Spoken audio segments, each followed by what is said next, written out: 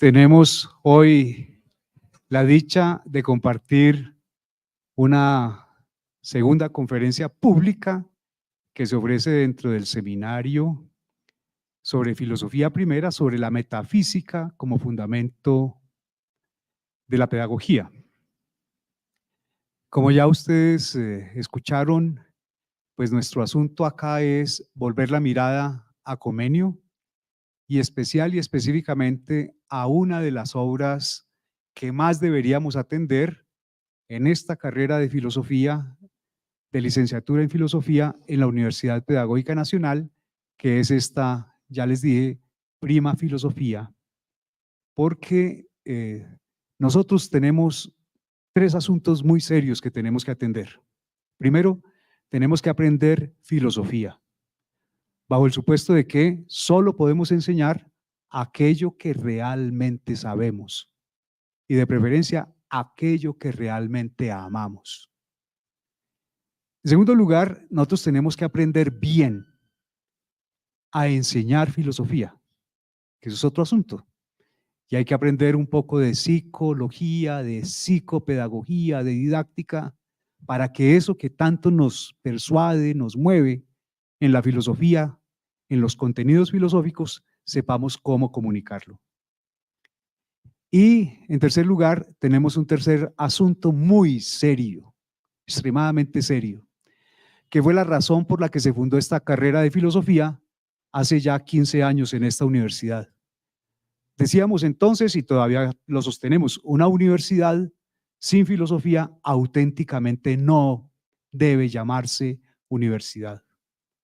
Pero si estamos ya hace 15 años sentados haciendo las cosas que nos conciernen en la investigación y la enseñanza de la filosofía, es porque tenemos un compromiso serio de pensar los fundamentos filosóficos de la formación.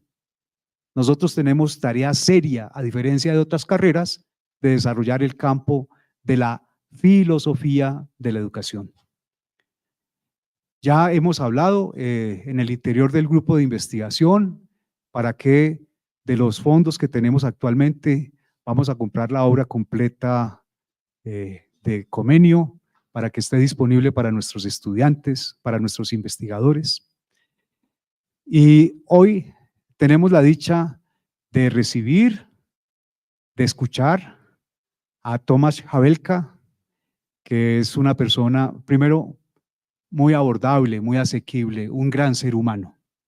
Aprendimos de Hume que para todo el que se dedica a la filosofía debe servir el precepto: sé un filósofo, pero en medio de toda tu filosofía, sé un hombre, sé un ser humano cabal. Lo más importante es que cabalmente es una persona muy abordable, muy asequible.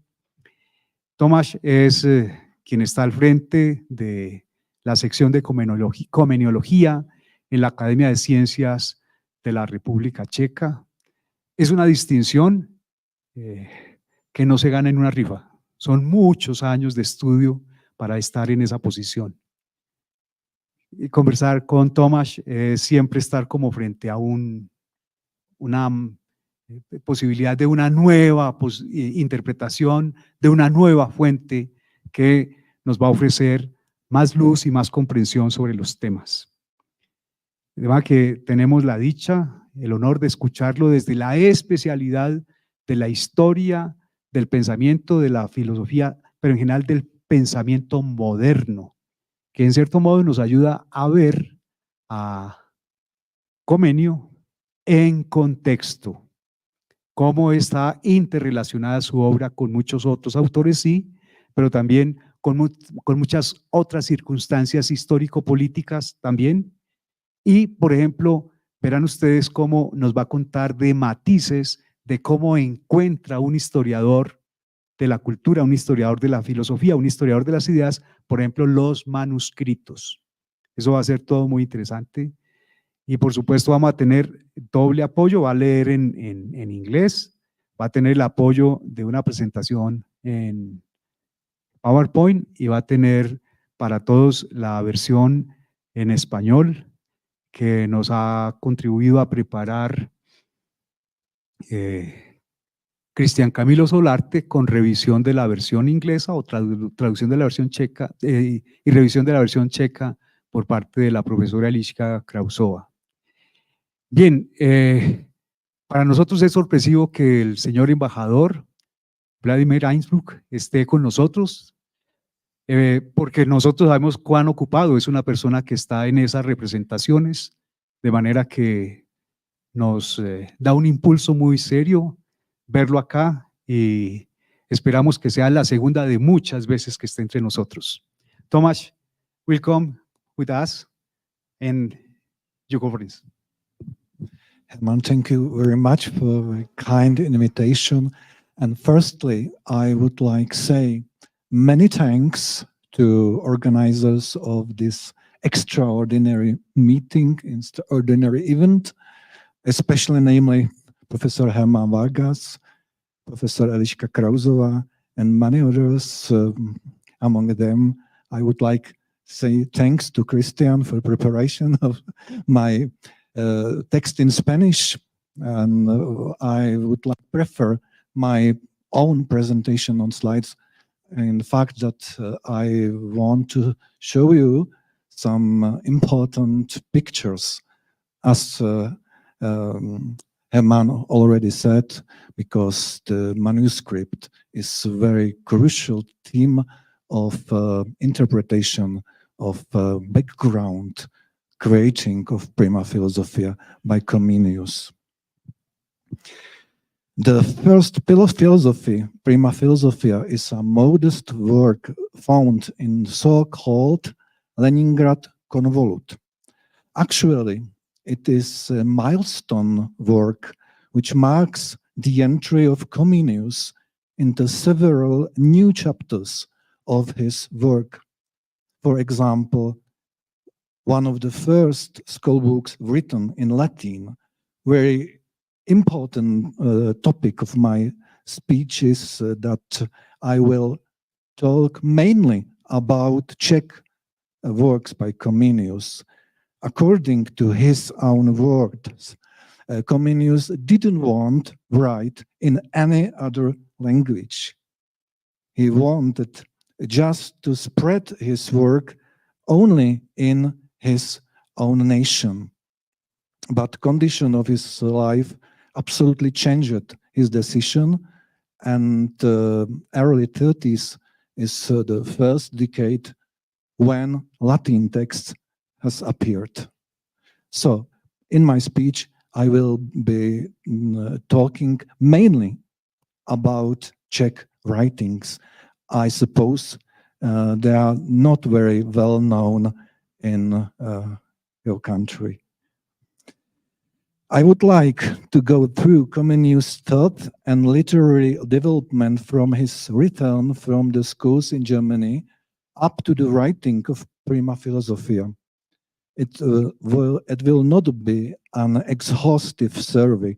I will stop only at the milestones in Comenius' life, as well as his brief biographic facts, and a path through 5 or 6 writings that draw a direct line to the school practice of which the Prima Philosophia was a direct result.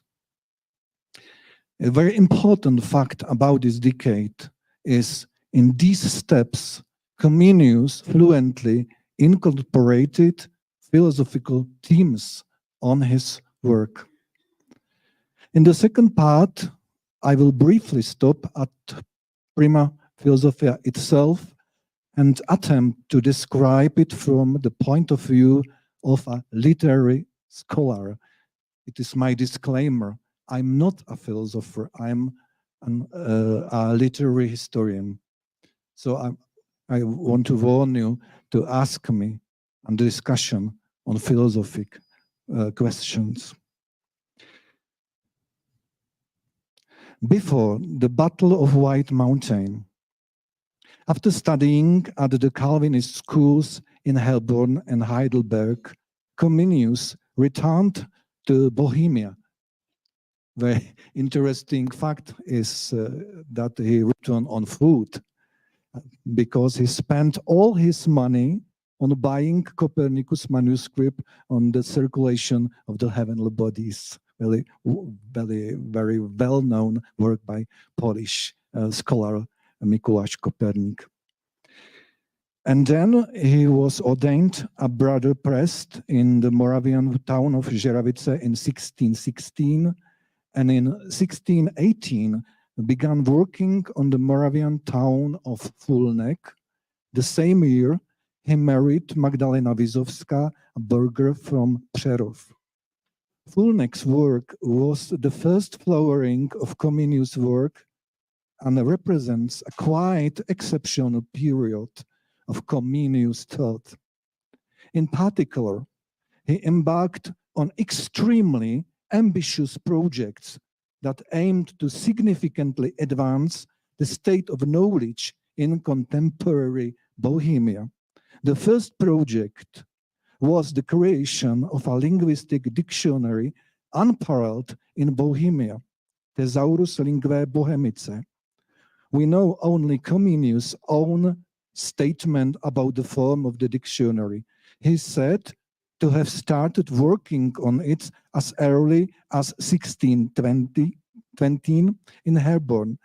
It was to be a Bohemian Latin dictionary with a very sophisticated translation of expressions according to their nature and style. Comenius took the ever-expanding dictionary into exile, working on it until 1666, when it was said to be ready for printing. He lost it at the burning of Leszno. Quotation: I shall not cease to regret this loss as long as alive, also because it might have been a model for imitation by people of another language. It would certainly have been worthy of it. The second monumental project was to be a Czech universal encyclopedia under the umbrella title Theatrum Universitatis Rerum. It was to describe the entire knowable world in 28 books and to show the harmony of the second book of God, that is, nature and the world of man. This aim was demonstrated by the dedication to Christ. The encyclopedia was actually to consist of a description of created things, Theatrum Universitatis Rerum, and a biblical encyclopedia, Theatrum Scripturae. Unfortunately, a large part of this encyclopedia was also burned in the fire of Leszno, and we know only the torso that survives in copies. It is worth mentioning the ambitious preface Ad Eruditos Gentis Me, by which he very boldly incites the Czech intelligentsia of the time to activity. You excel in inactivity and malaise, almost all of you, and compares their apathy with the rich activity of the Italians, French, Germans, English, or Dutch. Already in this pre-White Mountain period, then, one can see Comenius' desire to rouse society to activity, which is also the main vehicle of the Consultatio from the end of Comenius' life. The Universal Encyclopedia, with its circular or round knowledge, foreshadows Comenius' later Pansophy. But one can hardly speak of Pansophy in the case of Theatrum. According to other indications, which are on the one hand, the intense celebration of God's creation, and on the other hand, the very strong emphasis on the books of wisdom and Sirach, as well as the selection of biblical verses about God's wisdom and perfection, justify the designation of Theatrum as a theosophical writing, probably influenced by the contemporary discourse, such as that presented by the Rudolphine theosophist Heinrich Kunrad in his work Amphitheatrum Sapientiae Aeternae. In any case, the Theatrum is one of Comenius' most extensive projects ever, and if it has been completed, it is of course questionable how many times and how Comenius would have reworked it. It would have stood alongside the Consultatio as its theosophical partner. This is the first phase of Comenius' work, leaving out the smaller works that do not significantly interfere with the path to metaphysics.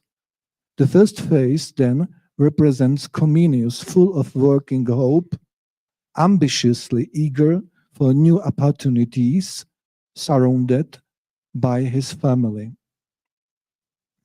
After the Battle of White Mountain, the events that followed the infamous Battle of White Mountain on 8 November 1620 initiated a second, quite different phase of Comenius' thought and work. After 1621, when the imperial troops occupied Fulnek, Comenius and his family had to retire to the safety of the estate of Charles the Elder of Žerotín, a prominent politician, a member of the Unity of the Brethren, and, thanks to this, a protector of the fleeing oppressed. Comenius lost not only his job and his future, but also his family, which died in a plague epidemic in Přerov. He himself was hiding in an unknown place, but at the end of 1623, he found himself in town of Brandýs nad Orlicí. The whole period from this moment until his departure for Lešno is characterized by a distinct melancholy and an almost neurotic writing of a series of spiritual tracts, the purpose of which is to explain the situation. But this is not a discussion of the political situation, which Comenius sees as a mere instrument of God's authorities, but soteriological and eschatological inquiries.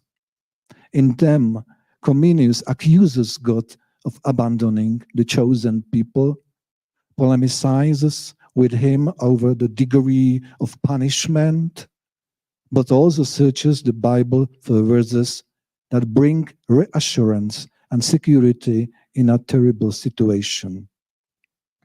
Thus, from the 1620s, we have a number of valuable Czech writings that were still written in Bohemia, and some of them were printed here, even thought it was already a hostile environment. The first and second parts of the spiritual treatise Truchlivý, in English, the Mournful, which were probably printed in Prague before 1625, are the most telling of the time. They are dialogues between Truchlivý, the mournful, his reason and faith, and finally with Christ.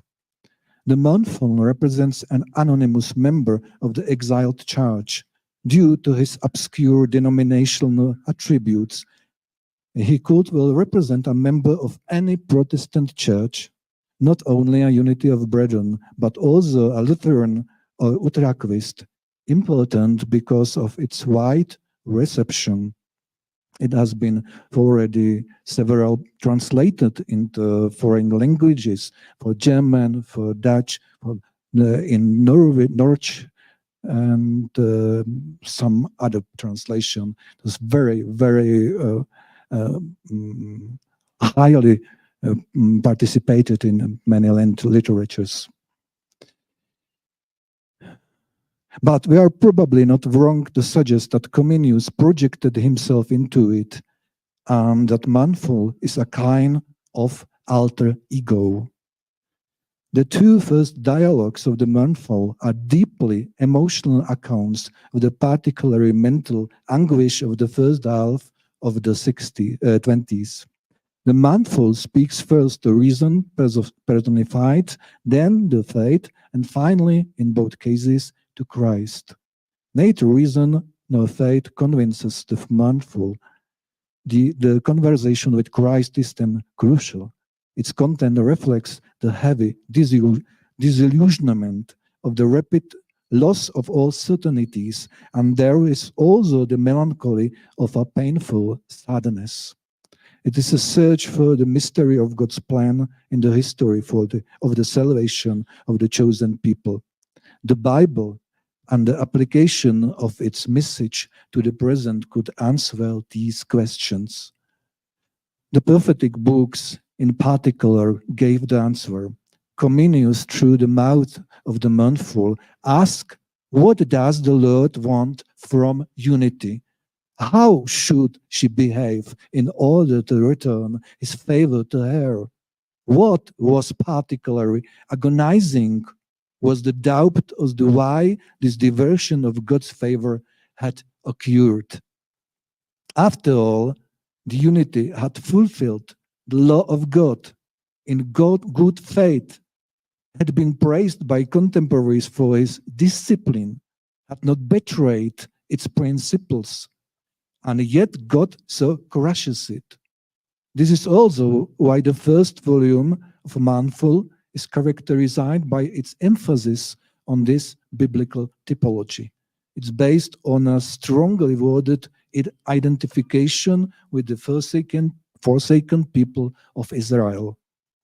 In contrast, the second part of Mindful, added after a short time, brings a distinctly different train of thought. The composition is already different. It is not a mutual dialogue. It is rather three monologues. Moreover, Truchlivý is just an extra. He asks only short questions and expresses doubts. The arguments are put forward by the others.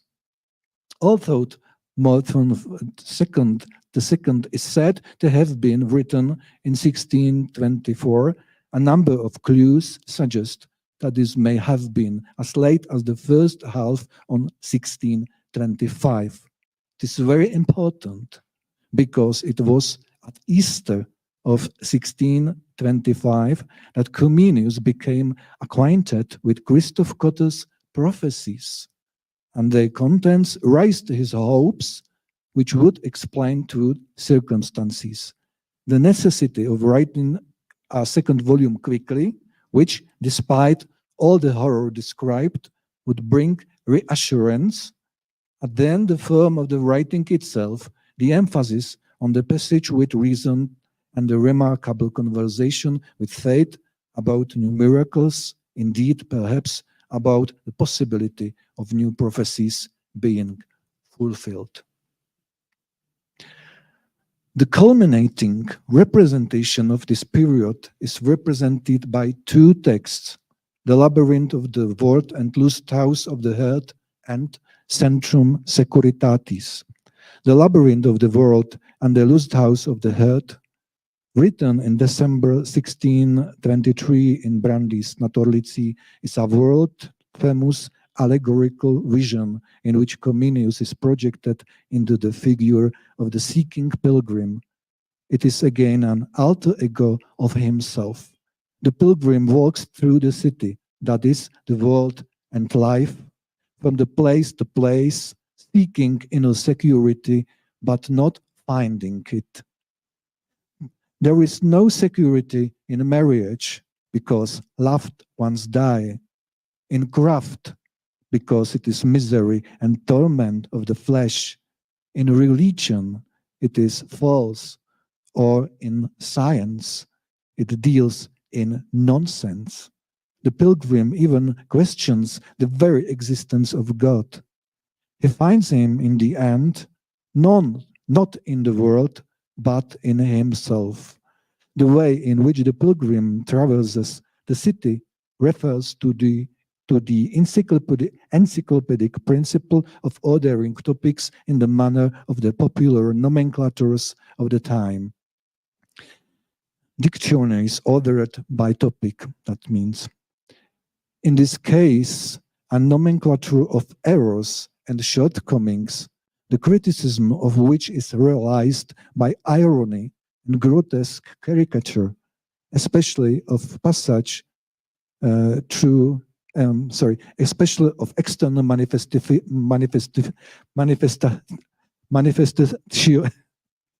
terrible word, manifestations, it's not correctly, sorry, but also of internal motivations. It is clearly divided encyclopedic passage through 3 graduating categories on the left and 3 on the right.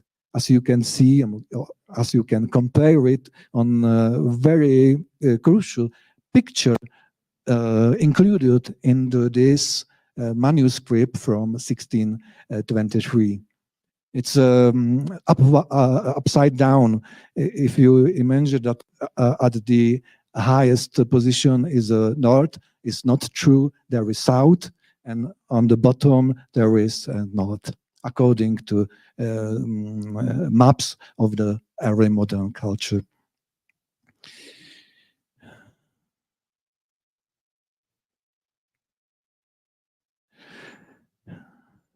It is Here we see a continuity with the previous period, as well as a remarkable conceptual change in the perception of the encyclopedia. It has not been given a significant social dimension. Of particular importance is the second part of the treatise, in which Comenius describes, on the basis of his experience with the mystical text of Christian Europe, the 3 stages of the mystical relationship with God: purification, purgatio, illumination, illuminatio, and union, unitas. We have already talked about it with Hermann, because it is first situation when Comenius uses mystical step called unio mystica. It is on Labyrinth from this treatise. Union occurs when man resigns his will and submits to the will of God. This is also the main theme of the follow-up work Centrum Securitatis, which was written somewhere in Bohemia, probably around 1625. Here, too, the problem is one of the destitute world. Comenius considers what man or his soul must to do get through life without despair. The answer is that they must rest in God. And that is what resignation leads to. This is a significant turn towards philosophical grasp. This is a significant turn towards the Comenius Reformation turn. For here, for the first time, a didactic persuasion is combined with a philosophical grasp of the concept of resignation, including its history and example of use. Spiritual resignation is a positively perceived, extreme, even mystical attitude, according to which man freely renounces his will, surrenders it to God. Then he no longer acts of his own will, but through the will of God. The illustration of the manuscript help us to uncover the important philosophical context of the Centrum Securitatis. The Wrocław manuscript of the Centrum features 2 important drawings, no longer appearing in printed versions. A picture of a tree with a root in the ground and a circle with spokes. The metaphor of the destitute world is a circle, as you see behind me on the picture, whose circumference is an image of confusion, the distance from the center being directly proportional to the degree of uprooting.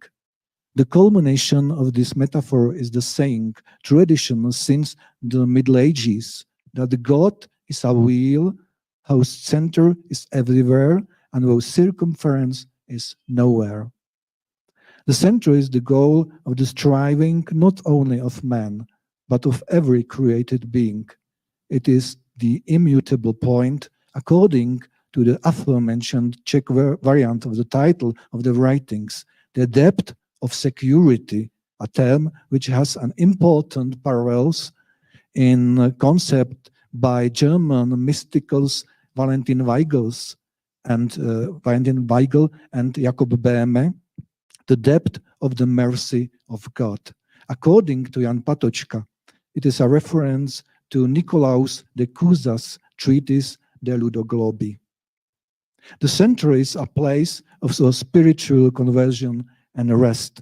The basic idea is that every being or everything created, including the elements, has two centers that make existence possible, the common and the proper. The common center is a fundamental characteristic of being, for example, the fluidity of water, the heat of fire, etc. The proper center is then the place assigned by God. Earth has a place below, fire above. Each being is then secure in its own center. The fish has its center in the water, the mole in the earth, the bee in the honey, the angels in the sky in the height. So, although man has two centers, the physical and the spiritual, his body, following the example of the physician and philosopher Theophrastus, Bombastus, Paracelsus, and other thinkers, is the world in small microcosm. All the elements are contained in it. Reason is given to him by the sky. Similar views are also elaborated in the works of the creators of German mysticism. The spiritual essence, which is the soul, has its center in God. This principle of centralization and decentralization is the third basis of the writings. The goal of created beings is to aim at the center. Everything on the contrary is transitory, wrong, and false. The image of the tree is a parable of the macrocosm, the entire created world. The hidden root takes its moisture from the earth, that is, from the invisible God. From this base then grows the trunk, the being, existence. The branches that grow from the trunk are examples of various beings, living and non-living. The starry sky hovers above the tree. The parable also serves Comenius to demonstrate the errors. When a bad graft is grafted onto a trunk, from a good root, it is not the fault of the root that the tree dies. Just as when the angels opposing God were struck down, it was not the fault of God, but of Lucifer's pride. This image of the tree also has old parallels, which Comenius surely had in mind. It was both the so-called Porphyry tree, the diagram of the Neoplatonic philosopher Porphyry, on which he demonstrated the categories of philosophical essences, and much more so, the tree of knowledge, Arbor Scientiae, of the late medieval philosopher Ramon Lull, who used the shape of a tree to demonstrate the classification of scientific disciplines.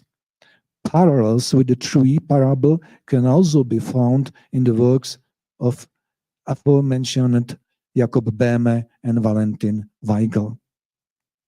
In chapter 5, Comenius draws attention to the unusual, newly used term samost in Czech, in English maybe self itself, selfish. It appears only in the Wrocław manuscript. In the printed versions, it was replaced by the term samosvojnost, self-will.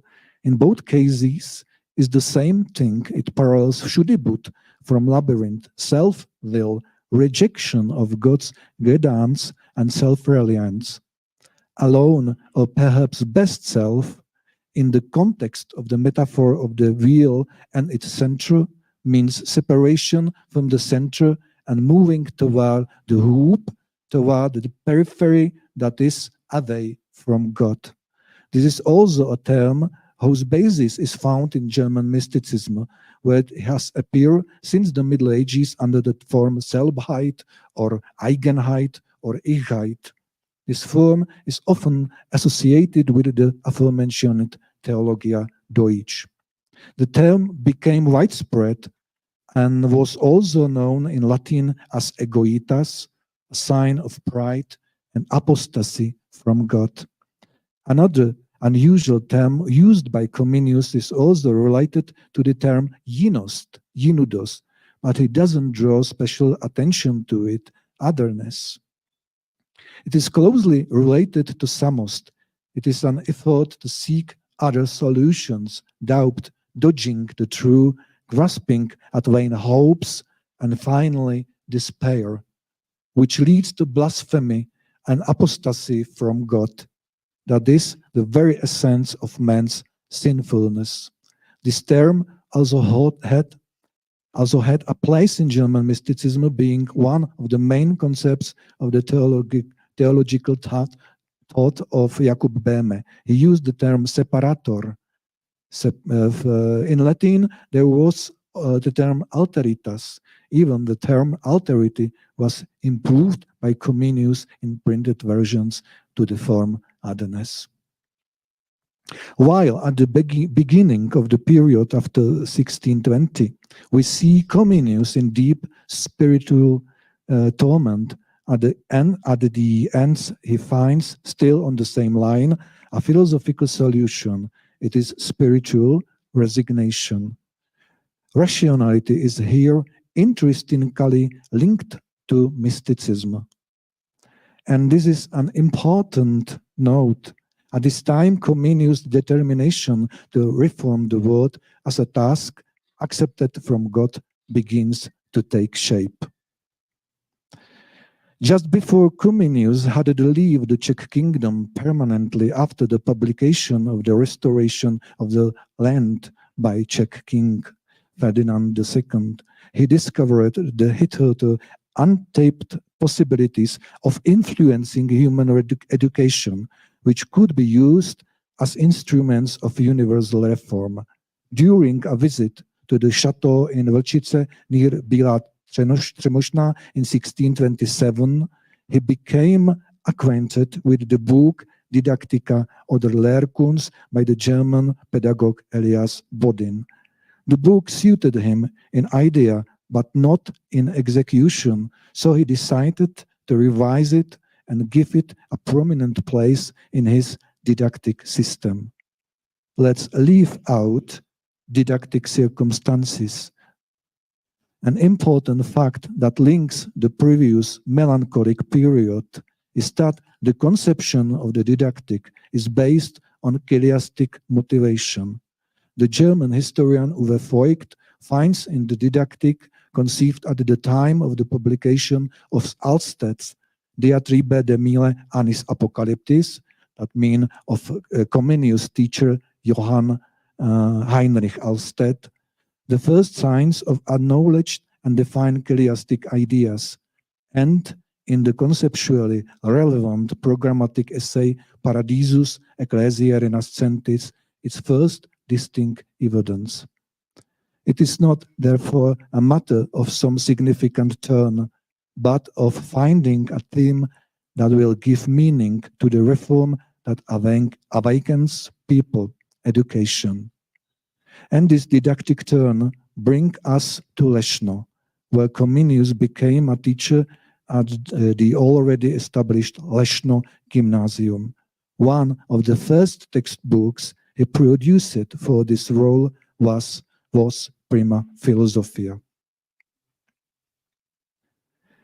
Prima Philosophia is a relatively simple metaphysics textbook designed for the needs of the Latin grammar school in Leszno. Its philosophical content and relevant context will be described by has been already described by my colleague Věra Šifrová. I will discuss the construction and conception of the text.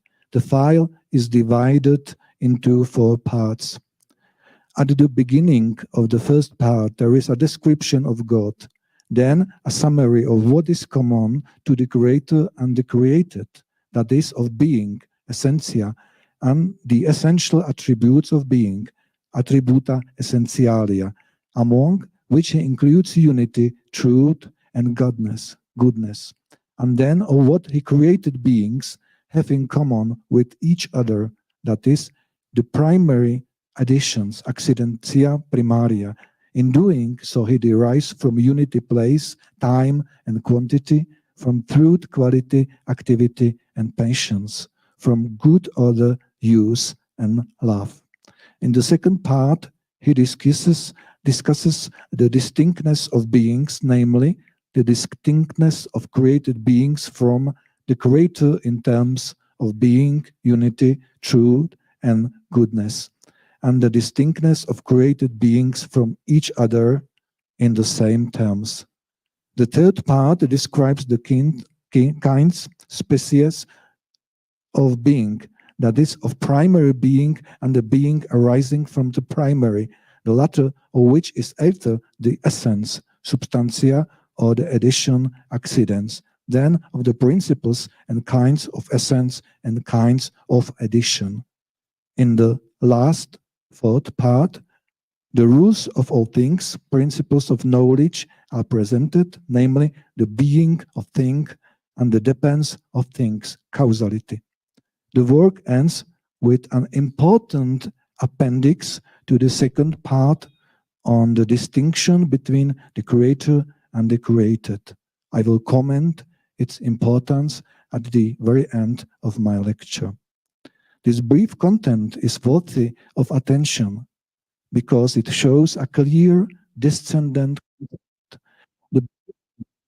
to God, tend to what the Lord imparted as qualities to the created beings, that is, at the leaving of paradise, then to the description of being, finally, to the principle of being. The appendix is again devoted to God. Prima Philosophia is most often considered by philosophers who seek its Aristotelian sources or even its Neoplatonic context. Jan Patučka, among others, sought to do so, and it is formulations to try to discover the gems of Pansophy. I will try to look at the writing through the eyes of a literary historian. In doing so, I feel that it is important to be aware of the target reader. We must not forget that this is a textbook aimed at relatively young students. It is a beginner's guide, that is for children aged 11, 12. It is looking at these examples that I find interesting. They are radically different from abstract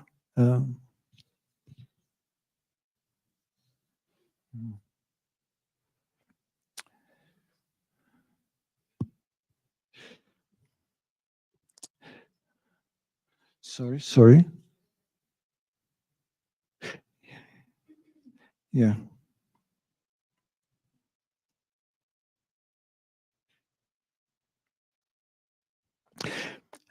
Doubts about the authorship of Comenius, Josef Hendrik, were more or less put to rest after an assessment of the essay by Jaroslav Ludvíkovský in 1955, who pointed out a number of parallels in philosophical terminology, including triads used by Comenius elsewhere. I will take the liberty of pointing out only one non-philosophical curiosity, which shows that Comenius had the manuscript at least on his hands. It is an addition and correction in the third section, pars quarta, paragraph 3. I find it remarkable that while the short note, Nempe creatura, on the title page has been commented on by the commentators, Jaroslav Hendrik, the rather extensive passages added to paragraph 3 or part 4 have all been left without any comments. Even thought this is clearly Comenius' manuscript, and the manner of crossing out several passages is consistent with Comenius' manner. A comparison with the one passage of the Clamores illustrates this very clearly. All these notes can see behind me on the screen. On the very left side of the screen, there is a Comenius own manuscript. It is his handwritings. It will be comparable with very curiosity and very important rukopis manuscript from very end of Comenius' life, which is called Clamores Elie, which contains a big amount of pages, which all are very similarly as you can see here, including corrections and revoking passages and so on. So that's, in my opinion, very clear proof that Comenius had the manuscript of Prima Philosophia in his own hands. The manuscript is written in a careful handwriting with a broadly cut pen, which doesn't resemble the inscribed hand of fraternal authors and could easily be the uninscribed hand of a student. This is supported by the flamboyantly ornamental, truly Baroque decoration of the headings in the two places mentioned above are Comenius editions. The question is how to understand the preserved manuscript. For example, it may be a dictation by Comenius to a scribe, whose text was then corrected by him in two iterations, but it may also be the record of a student listener who caught the lectures, and the teacher, that is by Comenius, corrected them in two places. But then the hypothetical question is how to perceive the text itself, for the possibility arises that Comenius was only lecturing the philosophical thesis he dictated to his pupils. Then he added much more civilly explanatory examples. These are therefore separated in the manuscript by square brackets and written in smaller type.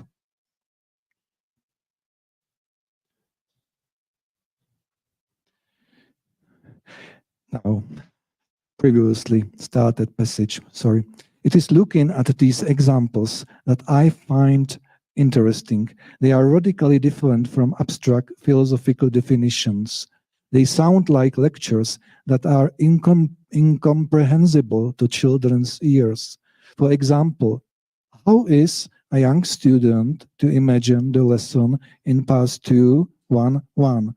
God is necessarily why creation is contingently.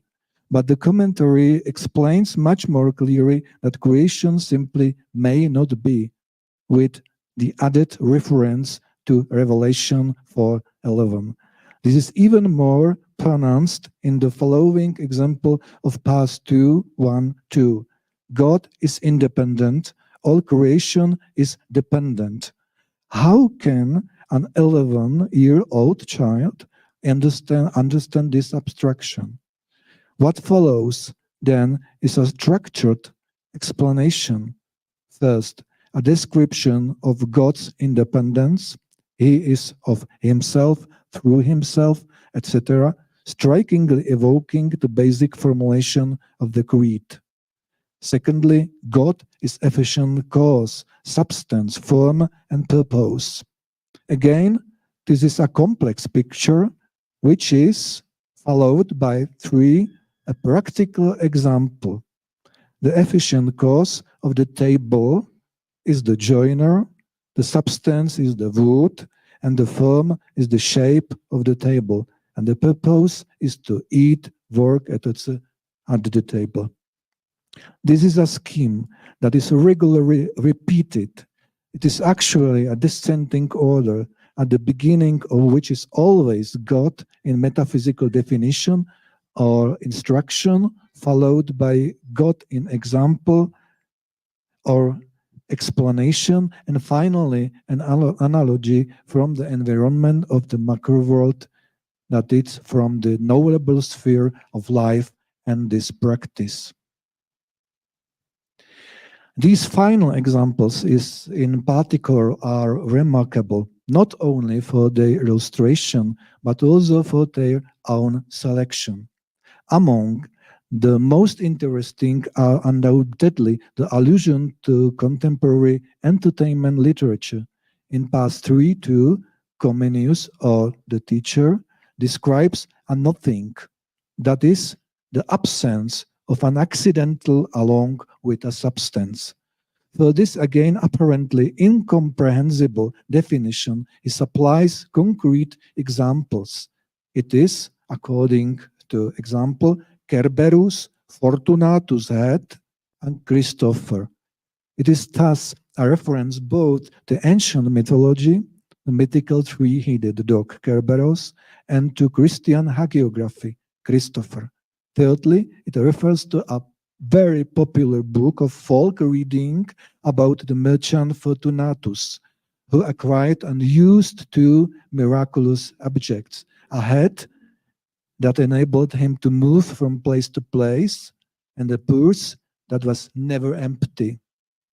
The text was one of Europe's most popular books, came to Bohemia by translation from the German version, and was printed continuously until the 19th century.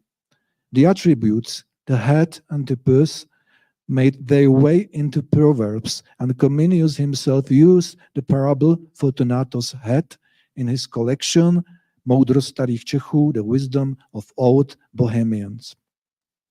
Interesting is the use of the traditional figure of Saint Christopher, whom he mentions here without further comment, but elsewhere in Pass 2.3.1, he states that such a Christopher as they invent and paint never existed.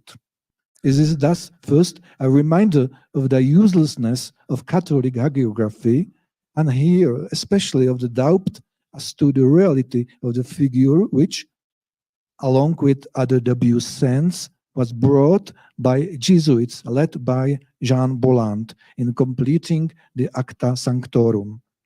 Confessional questions appear elsewhere in the Prima Philosophia. Thus, in Pass 4.3.1, purgatory is questioned as an example. There is no purgatory, therefore is the debate in vain where it is, what this is, how long it will last, etc. The example to the motto, what is finite, diminishes by taking away the finite. The infinite doesn't diminish by taking away the infinite, which reads, so it is with the sea and its sand, evokes the well-known history associated with St. Augustine and the angel who, by pouring the sea into the sand, proves to him the impossibility of understanding the mystery of the Holy Trinity.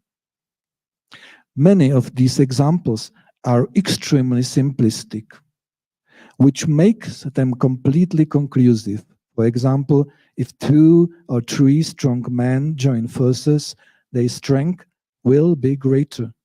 The characteristic of this explanation is that they state unquestionable conditions, but perceptive pupils may have brought their teacher many a perplexing moment. For instance, the statement, frost doesn't harm the northerner, nor heat the southerner, nor the drunkenness of a drunkard, nor fasting the temperate, for they have become accustomed to it.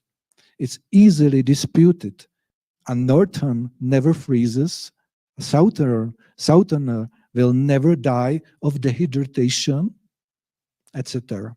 Or when a dog sees a piece of meat, he runs right up.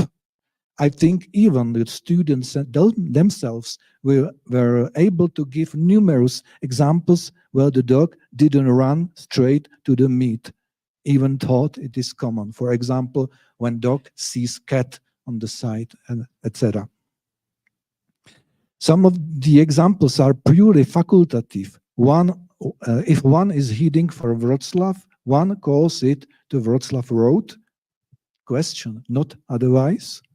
It is worth noting that Comenius mixes animate and inanimate nature in a number of examples, but gives the events the same meaning.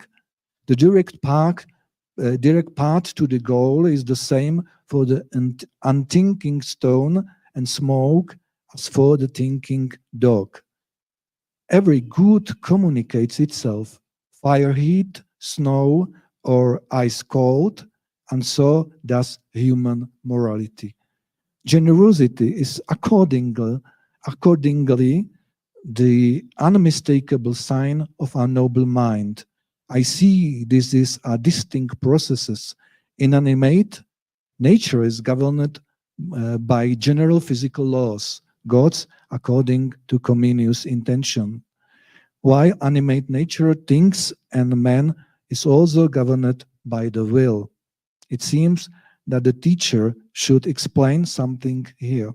Or, as we have already stated this passage, it could have been the student who only noted down grossly simplified examples. And finally, very important note to these statements. According to Howard Hodgson, this is a very typical application of simple examples from everyday life, commonplace learning, which simplifies difficult language with understandable parallels which have been spread after Pietrus Ramus' system of education in early 17th century. Finally, let us return to the concept of Prima Philosophia.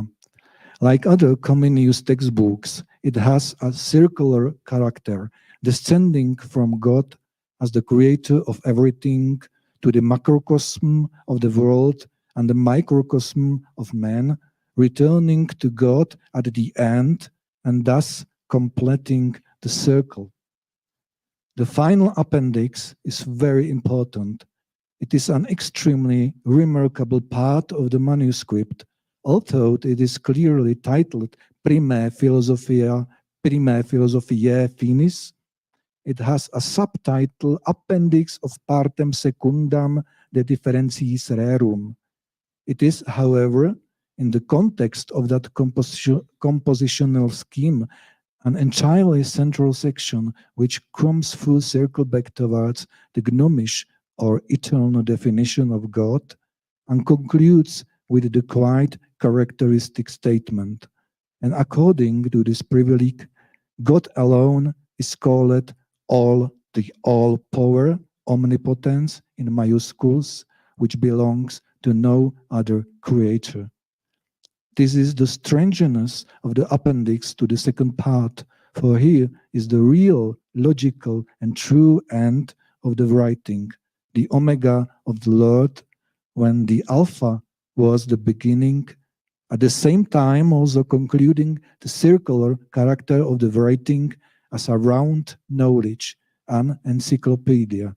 From this point of view, the Prima Philosophia, through an entirely purposeful didactic writing, is also on our direct path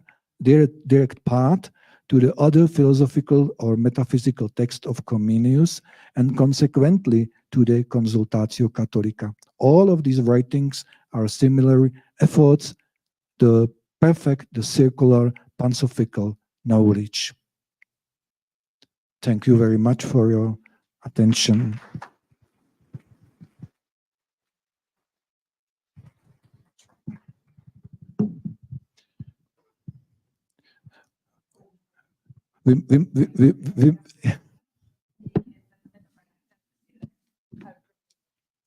También queremos saludar porque hay varias personas varias personas que nos están siguiendo en YouTube y también parece que tienen preguntas. Entonces el profesor Vargas, cuando lo considera pertinente, pasa algunas de las preguntas de las que le llegan a su celular. Pero no sé si primero hay preguntas aquí entre el público, que no sea muy complicada. Que recuerdo que me tocó entenderla y después traducirla. Señor, perfecto. Bueno, una pregunta. No tenemos sino uno. Para que haya tiempo de pensar y todo eso. Thank you for your presentation. My question is this. I can understand that the question is about use of images in Comenio's text.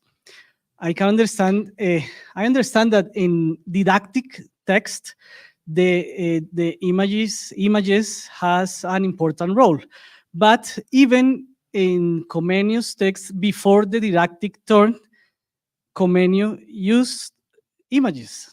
So I would like to know if you can go deeper into the use of images in Comenio's text before the didactic turn, as the tree, the image of tree, or the wheel, the circumferences, etc. So on.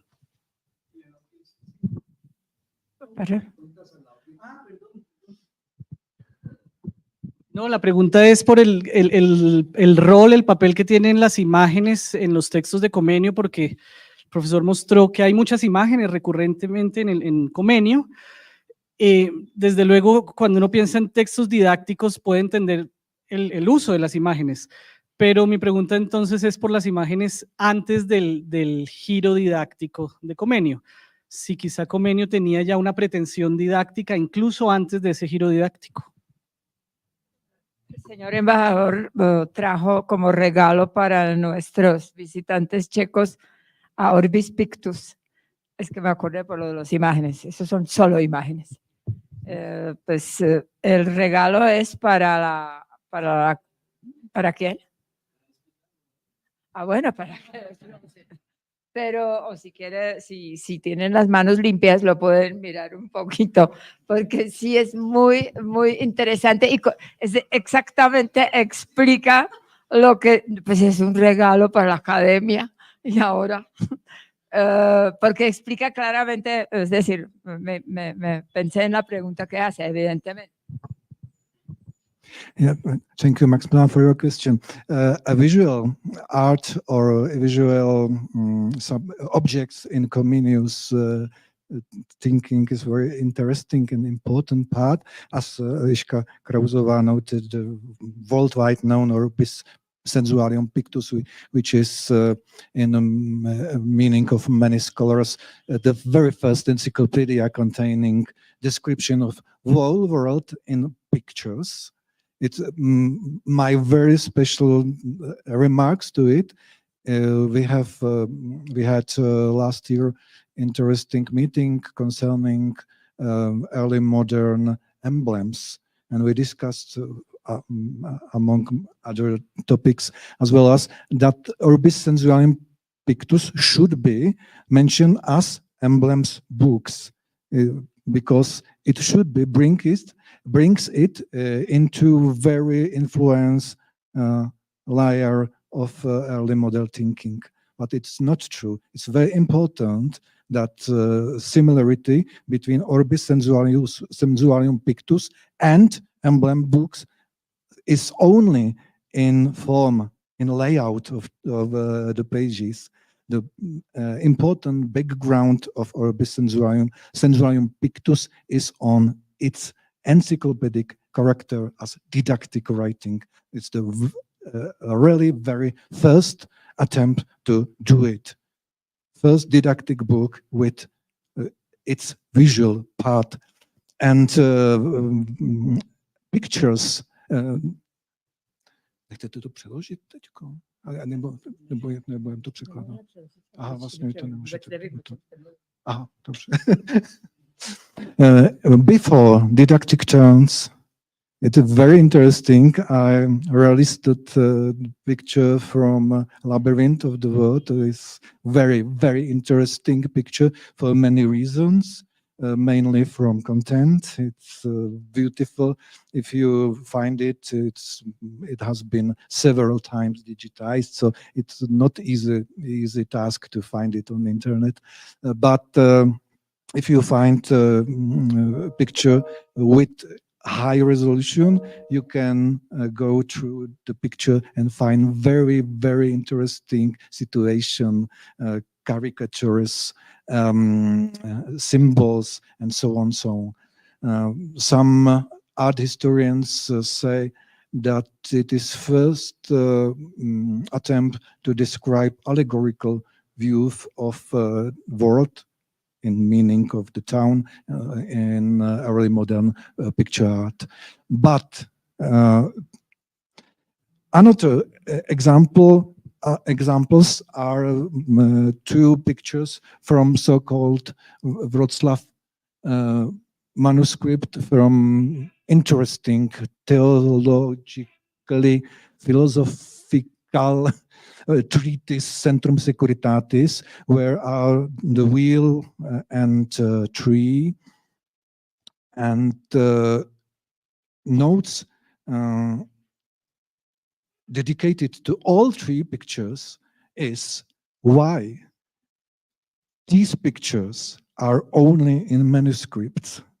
It for me very interesting question, because in a Labyrinth that is said that it should be on Comenius work. Yes, Comenius work. It is not true. It is not surely true. It is just a hypothesis. Nobody knows how Comenius draws. Nobody knows any Comenius own picture, nothing else. And very similar situation is with Centrum Securitatis. These pictures are only in oldest known manuscript, Centrum Securitatis from Wrocław Library. Not nature in Labyrinth printed in 1631 and Centrum Securitatis printed in 1633. I'm not sure, sorry. As well as in the second printed version, both in Amsterdam in 1663, there are no images. So before didactic turn, all known pictures are which I show you.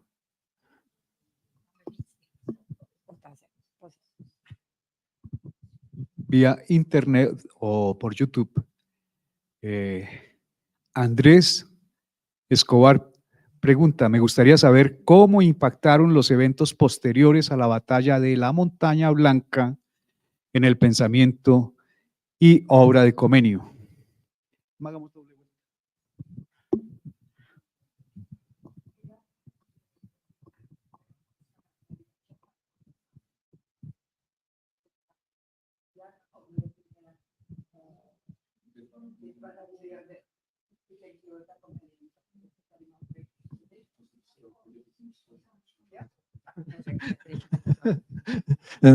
I think it was a question from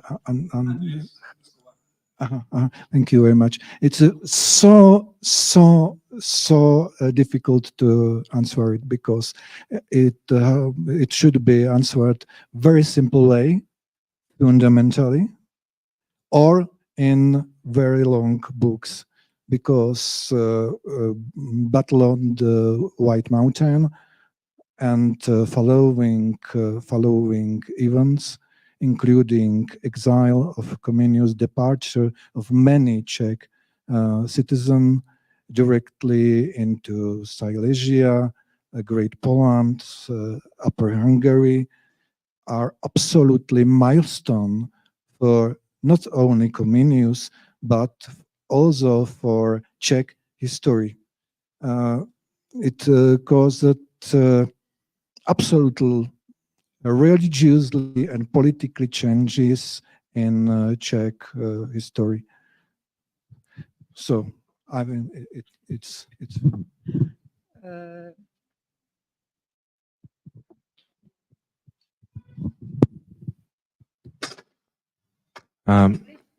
Yeah.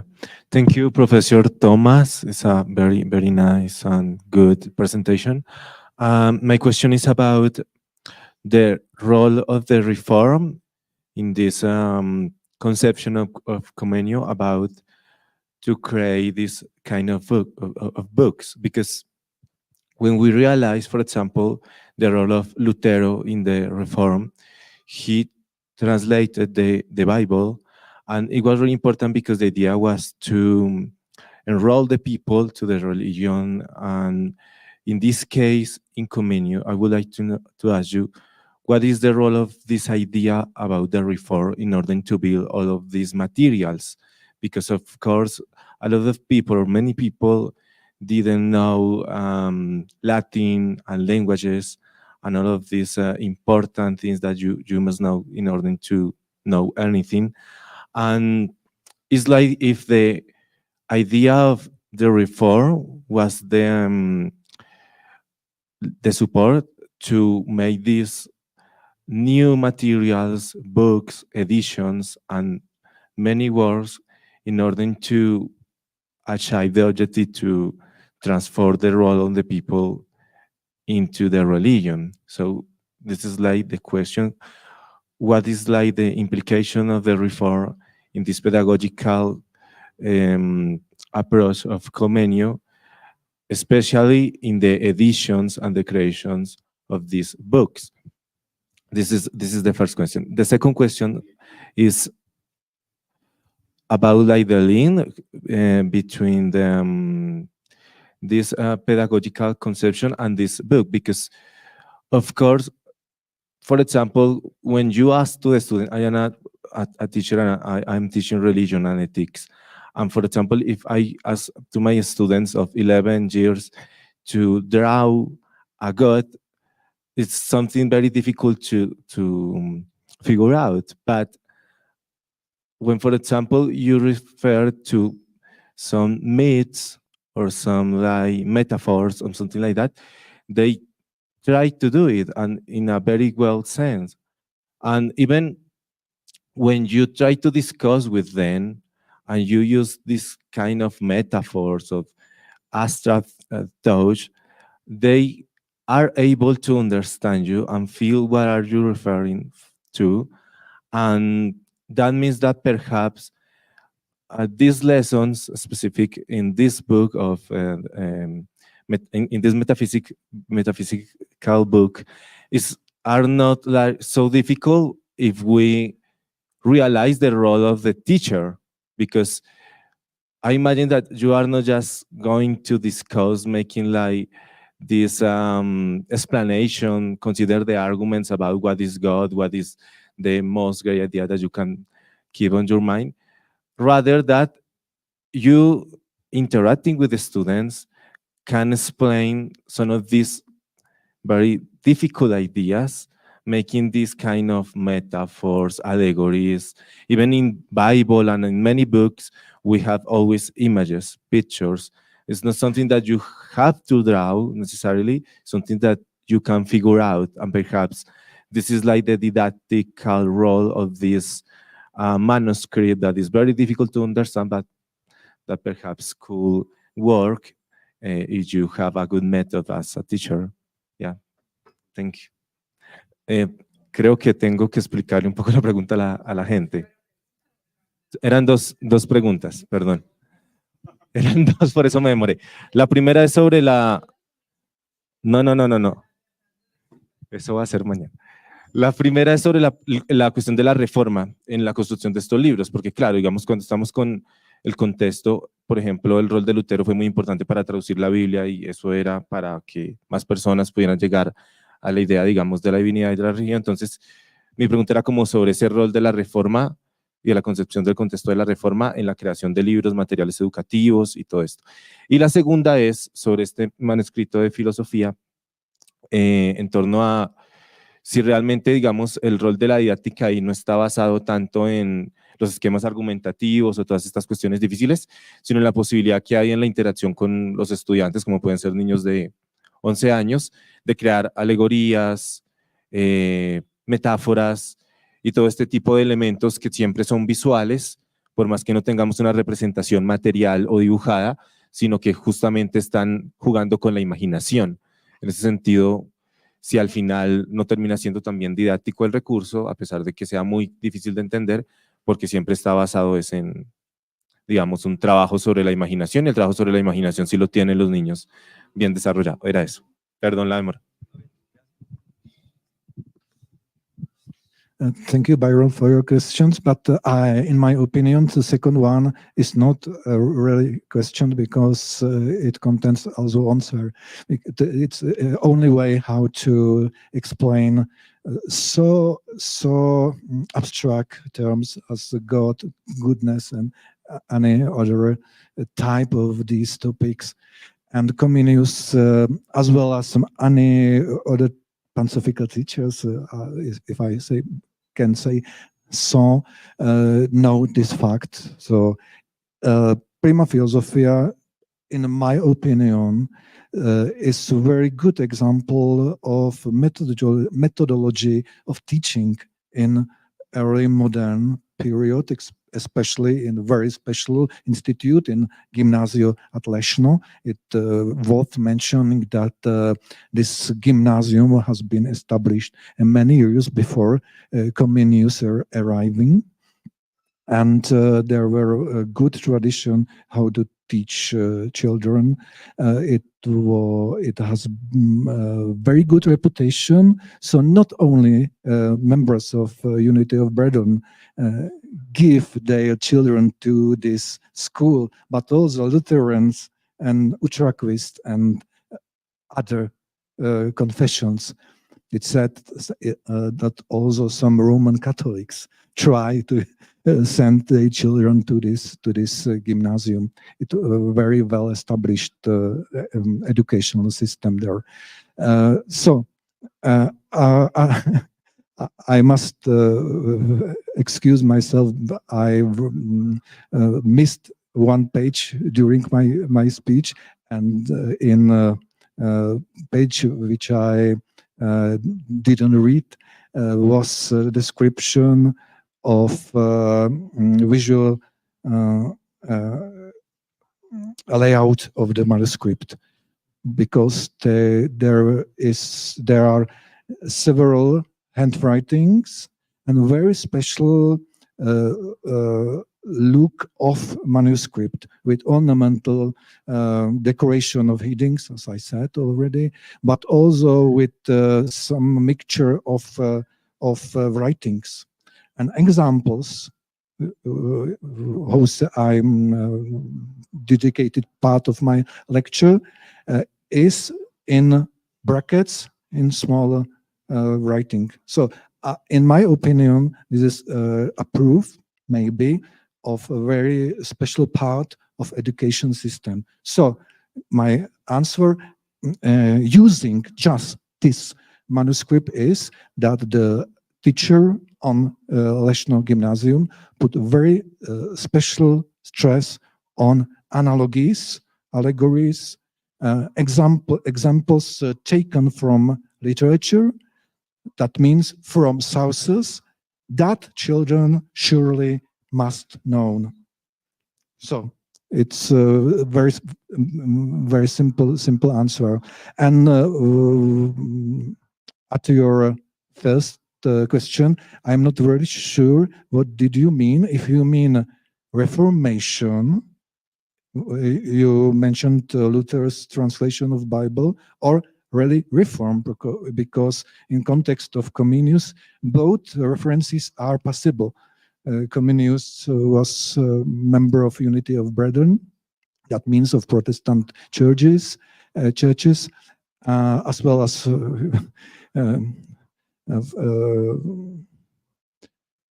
men who try to establish universal reform. So that's my question to you. If you mean Protestant Reformation. Yeah, that's right. That's right.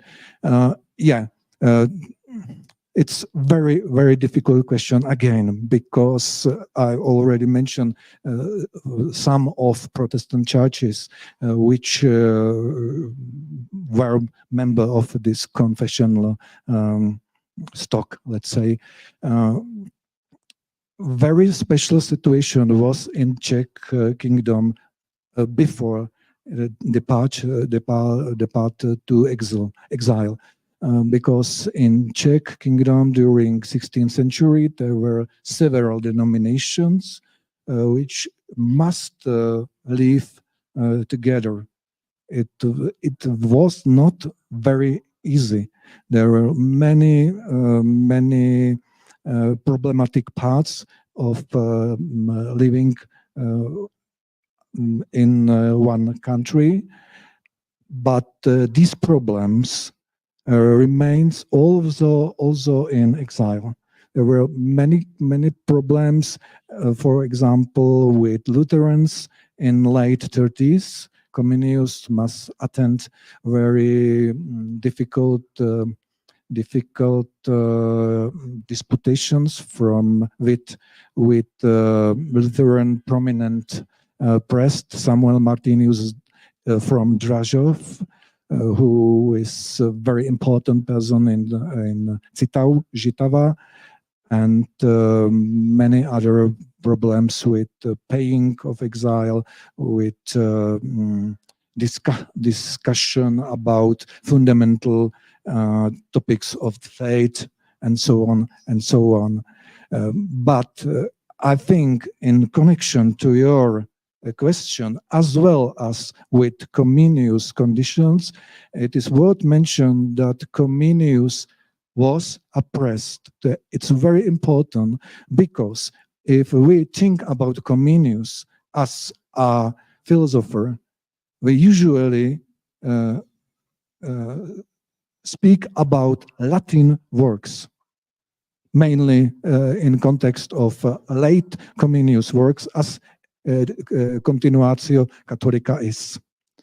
But if we try to see to him as oppressed, we always must speak about Czech works, because the necessity is duty of Comenius to cure with Czech believers living in exile. So many of his work are dedicated to this part of his personal and official life. From early 30s, he became a very important person of Unity of Brethren. So he published, for example, sermons, catechetics, creeds. Comenius also prepared for publication translation of Bible. I don't know if you know it. In 1623, he finished manuscript of Manualnik, what is shortened Bible, and published it in 1658 in Amsterdam. So it's very important. And next one, a very important treatise by Comenius is his hymn book from 1659, very similar to this to translation of Bible. There are very many songs, not only from history. It's very interesting, connected to your question. Many songs are not taken only from history, literary history of Unity of Brethren, but also from Lutheran and other sources.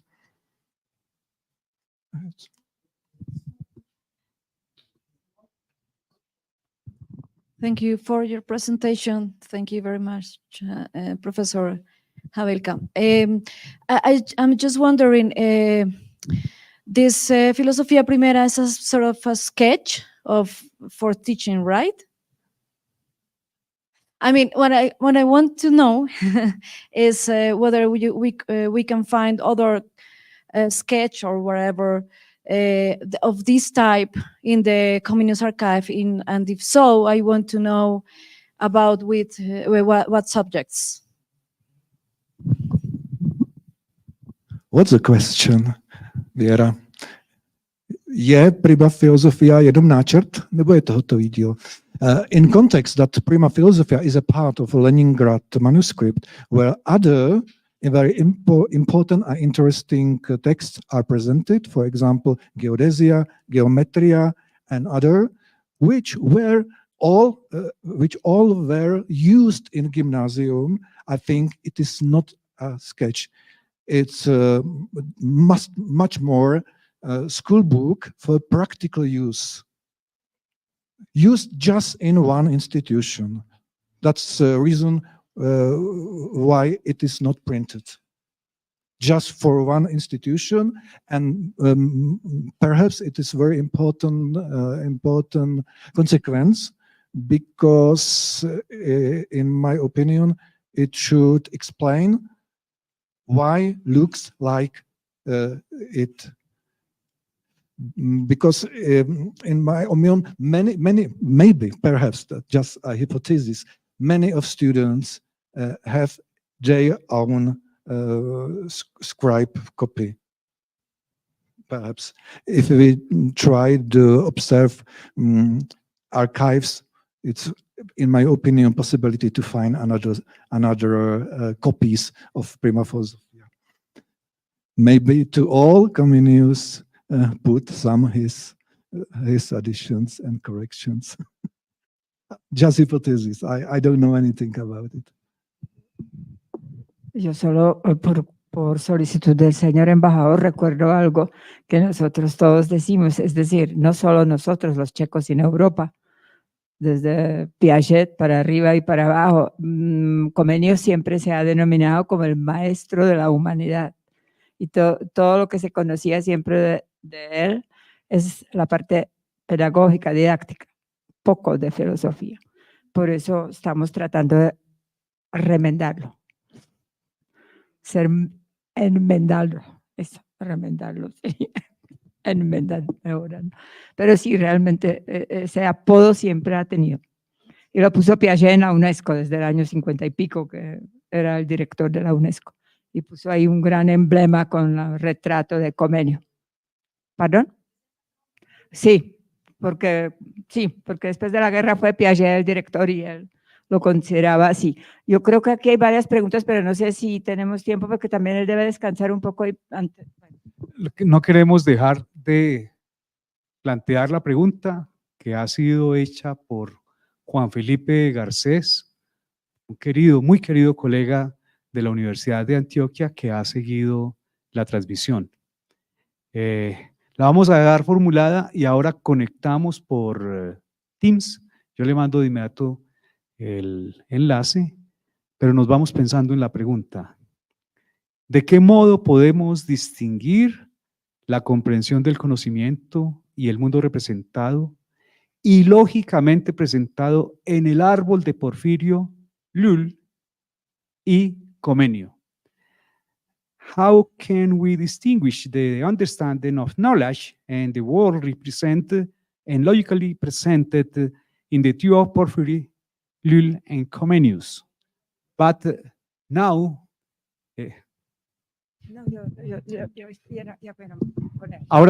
now we finished. In next session, discuss about this topic.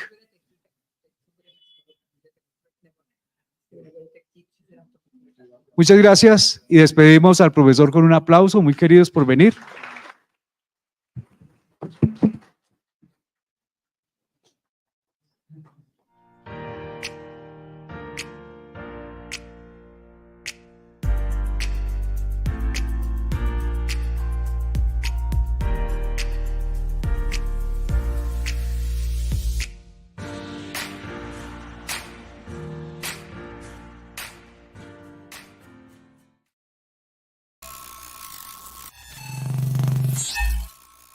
Hola. Hola.